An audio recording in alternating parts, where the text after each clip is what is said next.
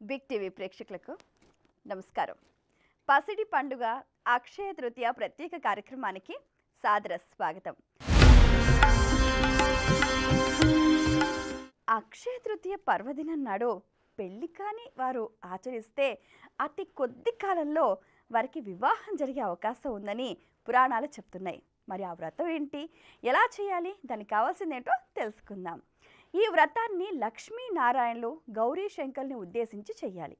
అమ్మవారి ప్రతిమను మంటపంలో ఉంచి పూజించాలి. అమ్మవారికి బెల్లము, నెయ్యి, నూనె, కలకండ, ఉప్పు, ఆకుకూరలు, జీలకర్ర నివేదన చేయాలి. పగలంతా ఉపవాసం ఉండాలి. రాత్రికి ఉప్పు కారం లేని పదార్థాలను భుజించాలి. తప్పనిసరిగా రాత్రి వరకు మౌనం పాటించాలి. ఇది చాలా ముఖ్యం సుమా.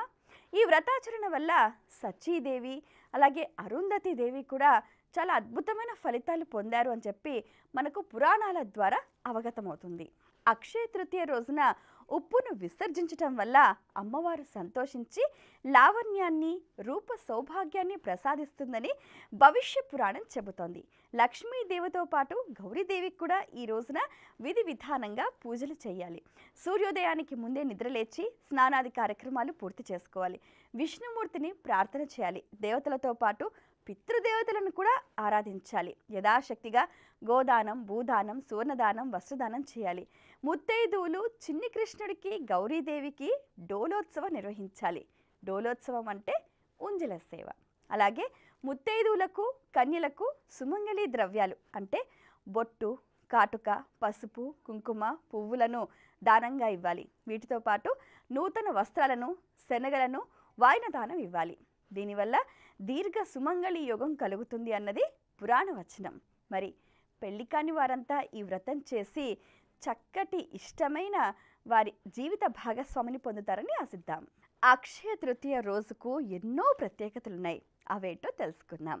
ముఖ్యంగా ఆచరించేది చందనోత్సవం. సింహాద్రి అప్పన్న క్షేత్రంలో శ్రీ లక్ష్మీ వరాహ నరసింహస్వామి వారికి చందనోత్సవం నేత్రానందభరితంగా నిర్వహిస్తూ ఉంటారు. ఉగ్రమూర్తి అయిన నరసింహుణ్ణి శాంతింపచేసేందుకు మూల విరాట్కు చందనం పొరలు పొరలుగా పూయటం ఆనవాయితీగా వస్తున్న ఆచారం. అందువల్ల విగ్రహం పూర్తిగా చందనంతో పూయబడి లింగాకృతిలో దర్శనమిస్తూ ఉంటుంది. కానీ అక్షయ తృతీయ రోజున సింహాద్రి అప్పన్న నిజరూప దర్శనం భక్తులకు అనుగ్రహాన్ని అందిస్తోంది. అక్షయ తృతీయ రోజున ప్రత్యేకంగా నిర్వహించేది లక్ష్మీనారాయణ పూజ. అక్షయ తృతీయ రోజున విశేషంగా తులసీ దళాలతో పూజించటం వల్ల విశేష ఫలితాలు ఇస్తుందని స్కాంద పురాణంలో అంబరీషుడికి నారదుడు చెప్పాడు. వైశాఖ మాసం శుక్లపక్షం తదియ రోజున లక్ష్మీనారాయణలను శక్తి మేర ఆరాధించిన వారికి కోరిన కోరికలు తీరుతాయని పురాణ వచనం. ఇదే విషయాన్ని విష్ణు పురాణం కూడా స్పష్టం చేసింది. వైశాఖ మాసంలో మనం ఏం దానం చేయాలి, ముఖ్యంగా అక్షయ తృతీయ రోజున ఎటువంటి దానం చేస్తే ఏ ఫలితం కలుగుతుందో తెలుసుకుందాం. దానాలు ఇవ్వటానికి వైశాఖ మాసానికి ప్రశస్తమైన మాసంగా చెప్పబడింది. దానం చేయని దుర్దినం అని అన్నారు మన పెద్దలు. దానికి తగ్గట్టుగానే మనకున్న స్తోమత, మనకున్న శక్తి మేరకు ఎంతో కొంత దానం చెయ్యాలి. ఏదైతే ఈ చేత్తో దానం చేస్తామో ఇదే చేతిలో మనం అక్షయమైన సంపదను పొందుతాం. స్కాంద పురాణంలో వైష్ణవ ఖండాంతర్గత ధర్మ సూత్రాలను అనుసరించి యుగాలన్నిట్లలోకెల్లా కృతయుగం ఉత్తమమైన యుగం అని చెప్తూ ఉంటారు. మరి ఆ కృతయుగం కూడా ఈ అక్షయ తృతీయ నాడే ప్రారంభమైంది. జలదానం. సర్వతీర్థాల్లోనూ స్నానం చేస్తే వచ్చే ఫలం, అన్ని దానాల వల్ల వచ్చే ఫలం ఒక్క జలదానం చేస్తే వస్తుందని చెప్పబడింది. వేసవి కాలంలో వచ్చే వైశాఖ మాసంలో ఎండనబడి వెళ్లే బాటసార్ల కోసం ఒక కుండతో నీళ్లు ఏర్పాటు చేసి అడిగిన వారికి నీరందిస్తే అదే జలదానం. ఈ జలదానానికి ఫలితం ఆ విధంగా చేసిన వారికి ఎంతో ఉత్తమమైన ఫలితాలు ఉంటాయని, అలాగే వారు విష్ణు సాయుధ్యం పొందుతారని చెప్తారు. అన్నదానం. అన్ని దానాల్లోకెల్లా అన్నదానం ఉత్తమమైనది అని చెప్తూ ఉంటారు. అన్నదానం చేస్తే పితృదేవతలు సంతృప్తి పొందుతారు అని కూడా చెప్తూ ఉంటారు. వస్త్రదానం. వైశాఖ మాసంలో ఎండ వేడిమితో బాధపడే వారికి వస్త్రదానం ఇచ్చినట్లయితే ఆ దాత పూర్ణ ఆయుర్దాయంతో ఉంటారని, ముక్తి పొందుతారని చెప్తారు. గొడుగు దానం. ఎండవాలానికి పనికొచ్చే గొడుగుని దానం చేసిన వారికి ఆది భౌతిక, ఆది దైవిక దోషాలు పోయి దుఃఖాలు నివారమవుతాయని చెప్తారు. శయ్యాదానం. విష్ణుమూర్తి కృప వలన ప్రతి జన్మలోనూ కూడా సుఖ జీవనాన్ని పొందుతారని చెప్తారు. మజ్జిగ దానం. వైశాఖ మాసంలో మజ్జిగ దానం ఇచ్చిన వారు విద్యావంతులు, ధనవంతులు అవటం ఖాయం. ఇక బియ్యం దానం. విష్ణుమూర్తికి ప్రీతికరమైన వైశాఖ మాసంలో బియ్యం దానం చేసిన వారికి పూర్ణ ఆయుర్దాయం లభిస్తుందని, అన్ని యజ్ఞాలు చేస్తే వచ్చే పుణ్యఫలం లభిస్తుందని చెప్తారు. ఆవు నెయ్యి దానం. స్వచ్ఛమైన ఆవు నేతిని దానం చేస్తే అశ్వమేధ యాగం చేసిన పుణ్యఫలం, అలాగే వీటితో పాటు విష్ణు సాయుధ్యం కూడా లభిస్తుందని చెప్తారు. మామిడి పళ్ళ దానం. మనం గమనిస్తే వైశాఖ మాసంలో మనకు ఎక్కువగా అందుబాటులో ఉండే పండ్లు మామిడి పండ్లు, అలాగే కాలానుగుణంగా ఉండే పండ్లను దానం చేయాలని చెప్తూ ఉంటారు. అలా చేయటం వల్ల పితృదేవతలు సంతోషిస్తారని, అలాగే పుణ్యలోక ప్రాప్తి కలుగుతుందని చెప్తారు. పానకం నిండిన కుండని దానం చేస్తే 100 సార్లు గయాశ్రాద్ధం చేసిన ఫలితం కలుగుతుంది. తద్వారా పితరులు కూడా తరిస్తారని చెప్తారు. దోసపండు, బెల్లం, చెరుకు గడలు దానం చేస్తే వారికి సమస్త పాపాలు పోతాయని చెప్తారు. దానం ఇచ్చే సమయంలో దాత చెప్పవలసిన మంత్రం, దానం స్వీకరించేవారు చెప్పవలసిన మంత్రం ప్రత్యేకంగా ఉంటాయి. అవి తెలిసి చెప్తే పర్వాలేదు, తెలియకపోయినా కృష్ణార్పణం అంటూ కూడా దానం చేసినా తత్సమానమైన ఫలితం లభిస్తుంది. దానం ఇచ్చే వస్తువుని ఒక చేత్తో పట్టుకొని లేదా తాకి మరో చేత్తో దానగ్రహీత చేత్తో నీటిని వదలాలి. మంచి మనస్తో ప్రతిఫలం ఆశించకుండా భగవంతుణ్ణి మనసులో ఉంచుకొని చేస్తే ఏ దానమైనా కూడా పరిపూర్ణమైన ఫలితం లభిస్తుంది. ఈ మాసంలో బ్రాహ్మణులకు గంధం, పూలు, పానకం, బెల్లం నీరు కలిపినది, కదలీ ఫలాలు దానంగా ఇవ్వాలి. ఈ మాసంలో చలివేంద్రాలు, పళ్ళరసాలు, మజ్జిగ వంటి పానీయశాలలో నిర్వహించటం, విసనకర్రలు, గొడుగులు, పాదరక్షలు దానం చేయటం బహుపుణ్య ఫలదాయకం. ఈ నెలలో శివుని అభిషేకించటం, సంతతధారగా నీరు పడేలా శివలింగానికి పైన గలంతికను అంటే ధారాపాత్రను ఏర్పాటు చేయటం చక్కటి శుభ ఫలితాలను అందిస్తుంది.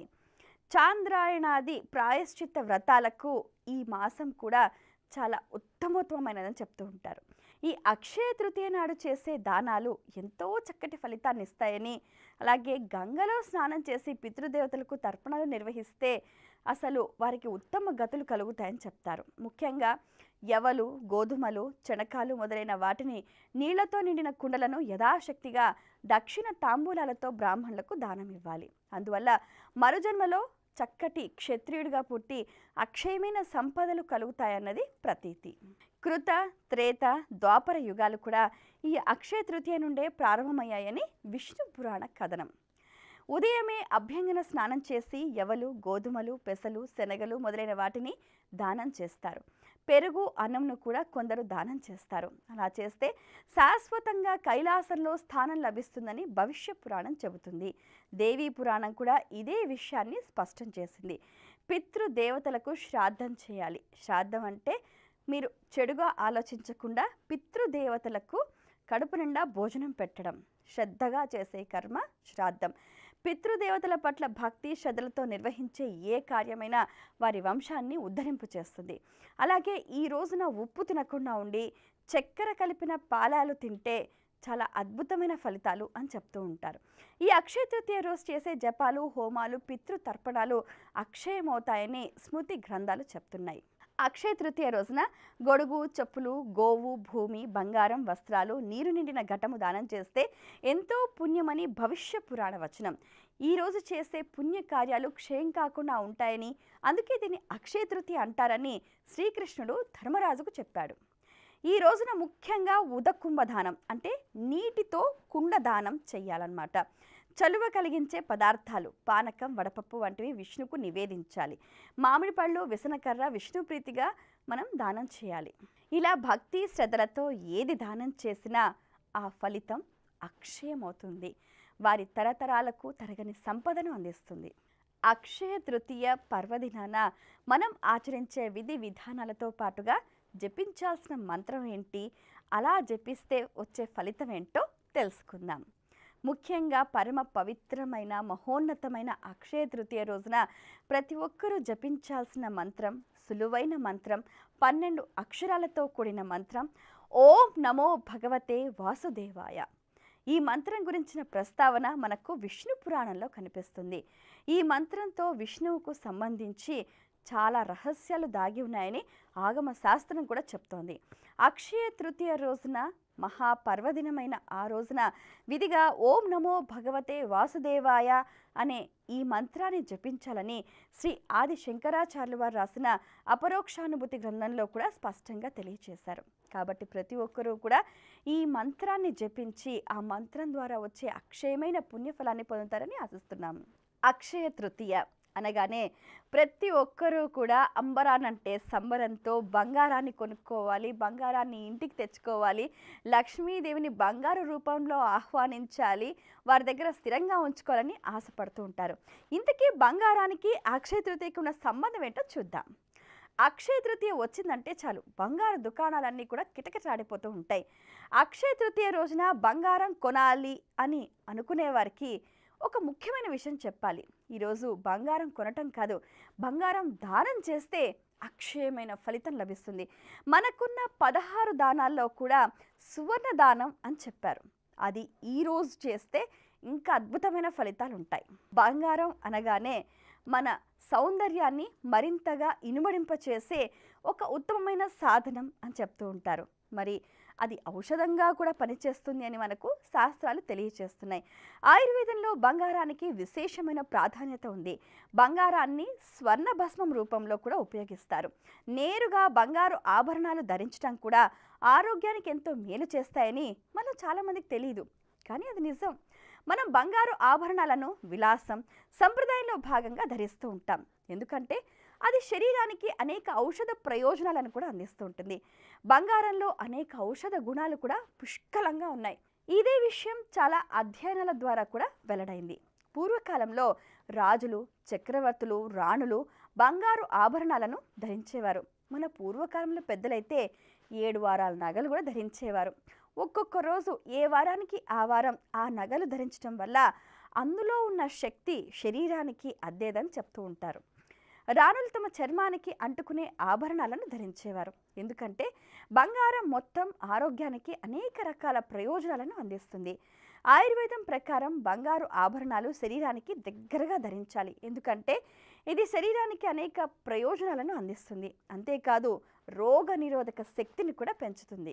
రక్త ప్రసరణను ప్రోత్సహించడానికి బంగారం బాగా సహాయపడుతుంది. బంగారు ఆభరణాలు ధరిస్తే శరీరంలోని వివిధ భాగాలకు ఆక్సిజన్ ప్రవాహం మెరుగుపరుస్తుంది. బంగారం ధరించడం వల్ల తలనొప్పి కూడా తగ్గించుకోవచ్చు. చేతి చూపుడు వేలుతో ప్రెషర్ పాయింట్ ఉండడం వల్ల తలనొప్పి తగ్గుతుందని చెప్తారు. అలాగే రింగ్ ధరించినప్పుడు కూడా ఆ ప్రెషర్ పాయింట్పై ఒత్తిడి పడి మనకు ఎంతో ఆరోగ్యాన్ని అందిస్తుందని ప్రతీతి. శరీర ఉష్ణోగ్రతను నియంత్రించే సామర్థ్యం బంగారానికి ఉంది. ఇది శరీర ఉష్ణోగ్రతలో హెచ్చుతగ్గుల నుంచి వ్యక్తిని కాపాడుతుంది. రోగనిరోధక శక్తిని బలోపేతం చేయడానికి కూడా పనిచేస్తుంది. బంగారంతో చేసిన నగలు మానసిక స్థితిని కూడా పెంచడంలో బాగా సహాయపడుతుంది. బంగారు ఆభరణాలు ధరించడం వల్ల తనను తాను మరింత ఆకర్షణీయంగా మార్చుకుంటాడు. అంతేకాదు వారిలో ఆత్మవిశ్వాసం కూడా పెరుగుతుంది. ఈ రోజుల్లో బంగారాన్ని వివిధ సౌందర్య చికిత్సలలో కూడా ఉపయోగిస్తున్నారు. బంగారు వాడటం వల్ల ముఖం కాంతివంతంగా మారటమే కాకుండా చర్మం యవ్వనంగా తయారవుతుంది.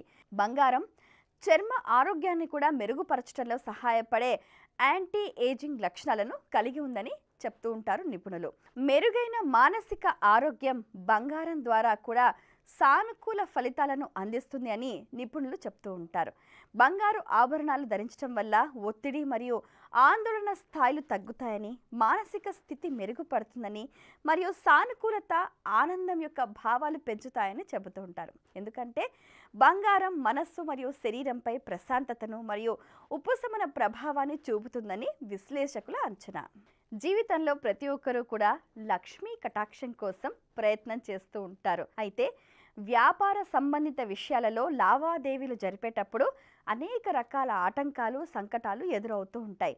రావాల్సిన డబ్బు సమయానికి అందకపోవటం, మనం వేరే వాళ్ళకి డబ్బు ఇవ్వాల్సిన సందర్భాలలో ఇబ్బందులు ఎదురవ్వటం, భౌతికమైన సమస్యలు, ఇలా ఎన్నో ప్రతి ఒక్కరిని చుట్టుముట్టేస్తూ ఉంటాయి. ఈ సందర్భంలో వీటన్నిటి నుంచి బయటపడి ఆ లక్ష్మీదేవి కటాక్షం కలగాలంటే ఏం చేయాలంటే చిన్న ఉపాయం అక్షయ తృతీయ నాడు చేస్తే సరి.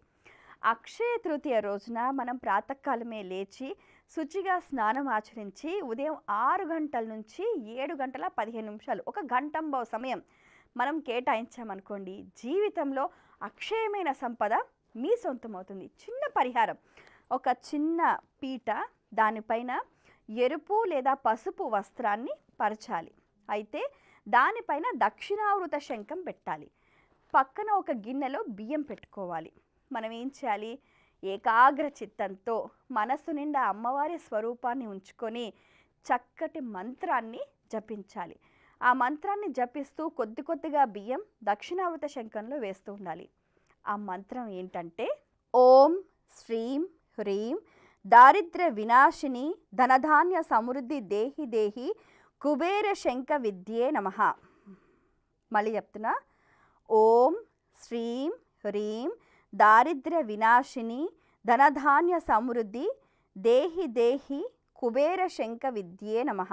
ఇలా మంత్రాన్ని జపించిన తర్వాత దక్షిణావృతంలో మనం బియ్యం పోసాం కదా, ఆ శంఖాన్ని ఆ వస్త్రంలో మూట కట్టేసి ధనస్థానంలో కానీ, అలాగే ఇంట్లో బీరువాలో కానీ, దుకాణంలో మీరు డబ్బులు భద్రపరుచుకునే ప్రదేశంలో కానీ పెట్టుకుంటే ధనానికి సంబంధించిన ఆటంకాలన్నీ ఇట్టే తొలగిపోతాయి. ప్రతి ఒక్కరూ కూడా లక్ష్మీదేవి అనుగ్రహం కలగాలి అని రకరకాల ప్రయత్నాలు చేస్తూ ఉంటారు. ముఖ్యంగా వ్యాపారస్తులు ధనదాయక సమృద్ధి కలగాలి అని అంటే ఏం చేయాలి? ఒక చిన్న ఉపాయం అందుబాటులో ఉంది. ఏం చేయాలి అని అంటే, ఒక చిన్న ప్రొసీజర్ అనమాట.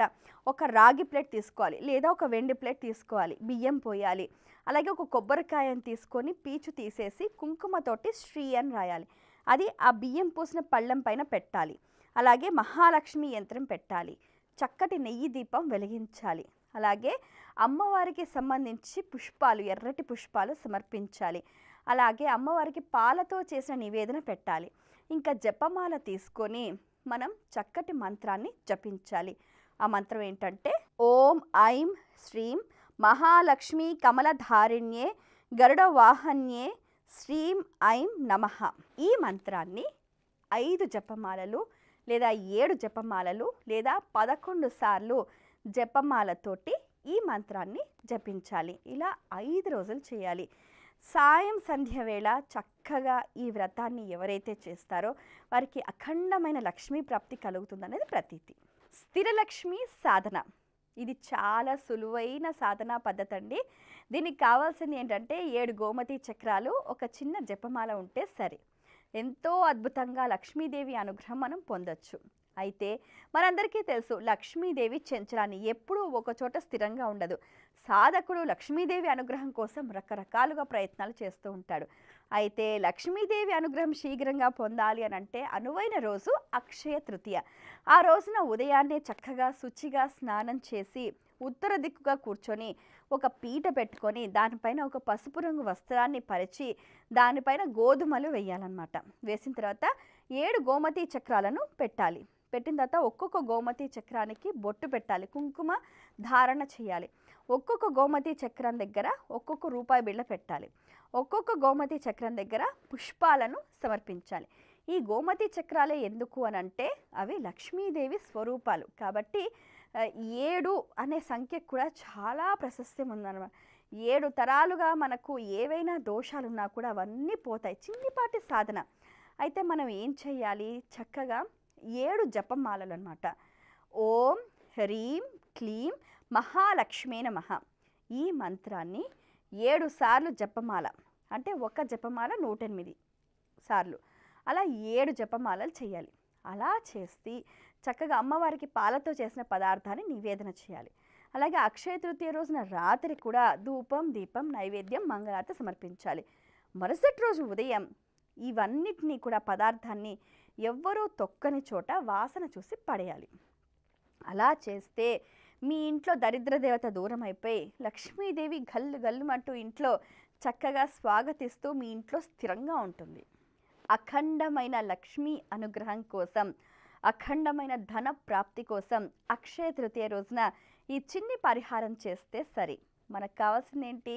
దక్షిణావృత శంఖము, నీళ్లు.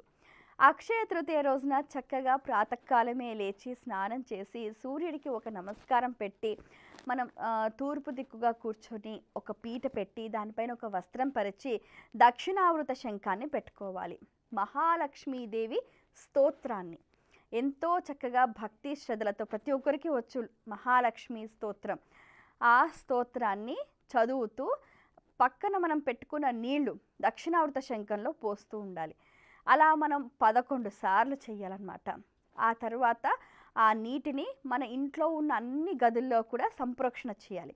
వ్యాపారస్తులైతే వాళ్ళ దుకాణం ముందర సంప్రోక్షణ చేస్తే వ్యాపారం బాగా రాణిస్తుంది. అయితే చాలామందికి సందేహం కలగచ్చు, కేవలం స్తోత్రాన్ని చదివి నీళ్లు దక్షిణావృత శంఖంలో పోస్తే లక్ష్మీదేవి ఎలా వస్తుంది అని. మనందరికీ తెలుసు శంఖం అంటే ఏంటి, నారాయణ స్వరూపం అని మనందరికీ తెలుసు. శంఖ చక్ర గదాధారుడైన ఆ శ్రీమన్నారాయణుడు ప్రతి ఒక్కరిని కూడా కలియుగంలో విశేషంగా అనుగ్రహిస్తూ ఉన్నాడని.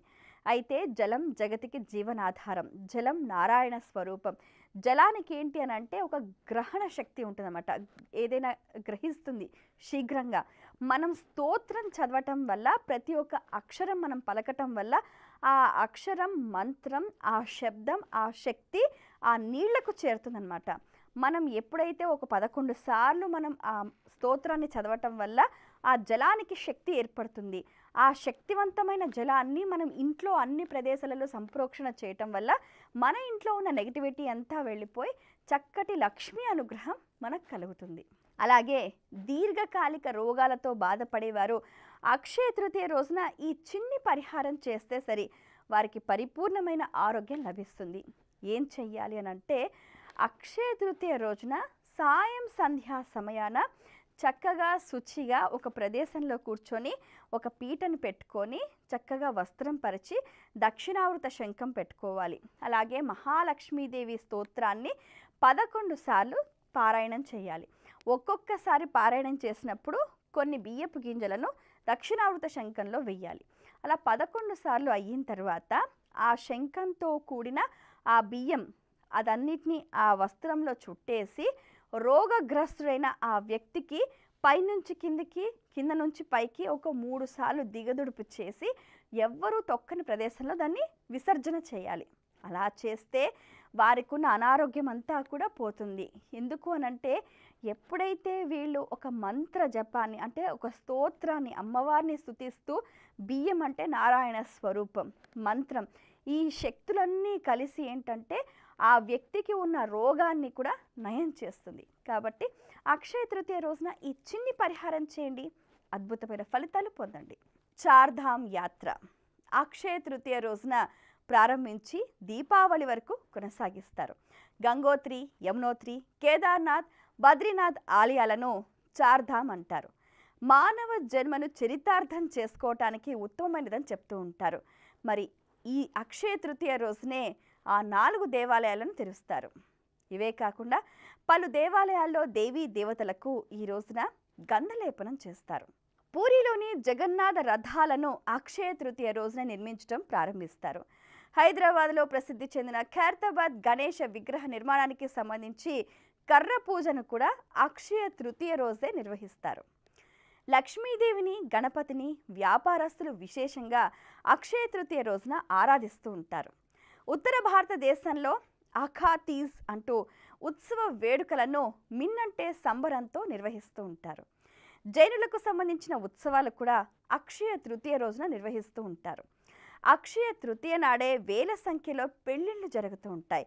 నూతన వ్యాపార ప్రారంభోత్సవ వేడుకలు, అలాగే ఎన్నో సంబరాలు ఈ రోజున నిర్వహిస్తూ ఉంటారు. ఇవే కాకుండా 21 రకాల ధాతువులతో, ఔషధ గుణాలతో నిండిన సమిధులతో ఆరోగ్యాన్ని సంరక్షించే నిమిత్తం వైదిక ఆరోగ్య హోమాన్ని ఉత్తరాదిన, దక్షిణాదిన పలు ప్రాంతాల్లో విశేషంగా నిర్వహిస్తూ ఉంటారు. వైశాఖ శుద్ధ తదియ రోజున గంగా స్నానం చేయటం ఉత్తమమైన ఫలితాల్ని అందిస్తూ ఉంటుంది. ఈ వైశాఖ శుద్ధ తదియ రోజున శివకేశవుల్లో ఎవరినైనా పూజించి దైవ నామస్మరణ చేయాలని నారద పురాణంలో, నారద ఉపనిషత్తులో స్పష్టం చేశారు. అక్షయ తృతీయ రోజే వేదవ్యాసుడు శ్రీ మహాగణాధిపతి చేత మహాభారతం రాయించడం ప్రారంభించారు. అక్షయ తృతీయ ప్రాశస్త్యం గురించి వివేక చూడామణిలో 321 శ్లోకంలో ఆది శంకరాచార్యులు వారు వివరించారు. ఆ రోజు రాత్రంతా కూడా జాగరణ చేసి లక్ష్మీ ఆరాధన చేస్తే అక్షయమైన సంపద లభిస్తుందన్నది ప్రతీతి. ఈ పర్వదినం రోజే భగీరథుని ప్రయత్నం వల్ల శివుని జటాజూట నుండి గంగాదేవి దివి నుండి భువికి ప్రయాణమైంది. శ్రీకృష్ణుడు చిన్ననాటి చెలికాడు సుధాముడు ఇదే రోజున శ్రీకృష్ణుడిని సందర్శించి అటుకుల పలహారం నివేదించి శ్రీమంతుడయ్యాడు. మధుర మీనాక్షీదేవి అక్షయ తృతీయ రోజే వివాహం చేసుకున్నదని పురాణవచనం. మత్స్య పురాణం ప్రకారం 65వ అధ్యాయంలో ఈశ్వరుడు పార్వతీదేవికి సర్వకామ్యప్రదమైన అక్షయ తృతీయ వ్రతం గురించి చెప్పాడని, ఈ తృతీయ విశేషంగా పూజనీయమైందని వివరించారు. అక్షయ తృతీయ నాడు శ్రీ వెంకటేశ్వరుని పుష్పాలతో పూజించటం, ఆరాధించటం, అలాగే ఆ స్వామివారి పాదాలపై పుష్పాలు ఉంచి కొత్త బియ్యాన్ని బ్రాహ్మణులకు దానమిచ్చి మిగిలిన వాటిని ప్రసాదంగా స్వీకరించటం విశేషమైన ఫలితం అందిస్తుందని చెప్తారు.